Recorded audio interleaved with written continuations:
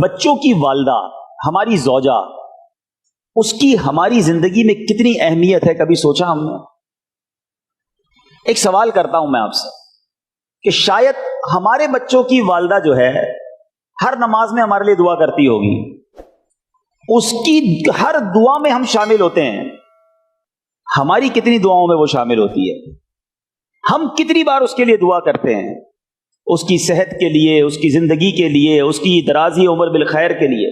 وہ تو اپنے سہاگ کے لیے، اپنے سرتاج کے لیے، اپنے شوہر کے لیے دعائیں کر رہی ہے، ہمارے کاروبار کے لیے دعا کرتی ہے، ہمارے پرابلمز دور ہو جائیں اس کے لیے دعا کرتی ہے۔ ہم اپنی، جس کو ہم وائف کہتے ہیں، زوجہ کہتے ہیں، اس کے لیے کتنی دعائیں کرتے ہیں؟ اور پھر کبھی سوچا کہ اس کا ہماری زندگی میں کتنا بڑا پارٹ ہے؟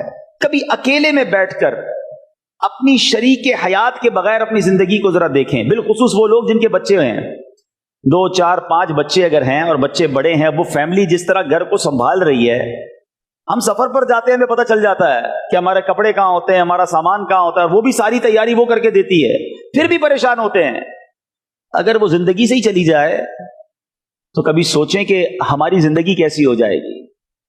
جن میاں بیوی میں محبت ہے نا، اللہ کی نعمت ضرور ہے، مگر جب ان میں جدائی ہوتی ہے، اور اگر بچوں کی والدہ پہلے چلی جائے، کیونکہ میں نے بہت کلوزلی اپنے والد کو دیکھا ہے، میں نے اپنی ایک آبزرویشن ہے میری، ہو سکتا ہے غلط ہو، کہ شوہر کا پہلے انتقال ہو جائے نا تو بیوی گھر سنبھال لیتی ہے، بیوائیں بہت ساری ہوتی ہیں، کیونکہ اس کو پہلے بھی گھر میں رہنے کی عادت ہوتی ہے، بچے سنبھالنے کی، فیملی سنبھالنے کی، اسٹیبلش کرنے کی عادت ہوتی ہے، شوہر پیسے بھی گھر سے باہر کافی عرصہ رہتا ہے۔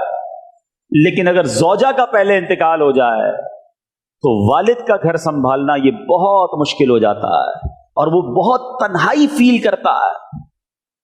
تو میرے میٹھے اسلامی بھائیوں، اللہ کی اس نعمت کی قدر کیجئے۔ وہ لوگ جو بات بات پر اپنی بیوی کو تانے دیتے ہیں، گالیاں دیتے ہیں، غصہ کرتے ہیں، جو منہ میں آتا ہے وہ کہہ دیتے ہیں، اپنی زندگی میں اس کا رول سمجھو، وہ بھی اللہ کی بندی ہے، اس کا دل توڑ کر اگر وہی اللہ کی بارگاہ میں کھڑی ہو گئی تو مارے جائیں گے۔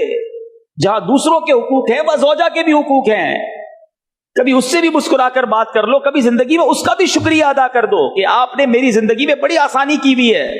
کبھی وہ کھانا بنا کر لائے تو کبھی جزاک اللہ اسے بھی کہہ دیا کرو۔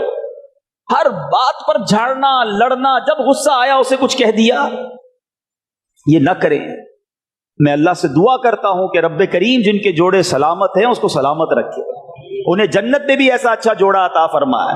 اپنے بچوں کی، والدہ کی قدر کرنا سیکھو، ان کے لیے دعائیں کرو۔